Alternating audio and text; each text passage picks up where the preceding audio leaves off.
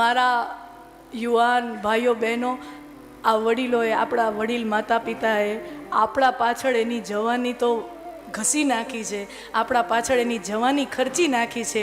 હવે એને બુઢાપામાં જે 5-10 વર્ષ 15 વર્ષ મળ્યા હોય એ જલસો કરી શકે, લહેર કરી શકે, એ જવાબદારી મારીને તમારી છે.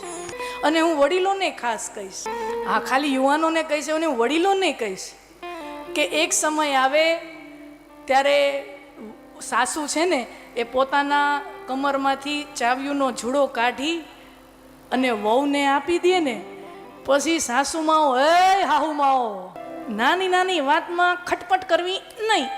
હા, અને પિતાજીઓ દુકાનનો ગલ્લો, દુકાનની ખુરશી દીકરાના હાથમાં આપી દીધી. યોગ્ય થયો 30-35-40 વર્ષનો થઈ ગયો, હા ત્યાં સુધી એને ટ્રેનિંગ આપી. 25 વર્ષથી લઈને 35-10 વર્ષ તમે તમારા હાથ નીચે એને ઘડ્યો વેપારમાં, પણ એ 35 વર્ષનો થયો, એનોય પોતાનો ઈગો હોય, એનોય પોતાનો અહંકાર હોય, એની પોતાની વિચારધારા હોય.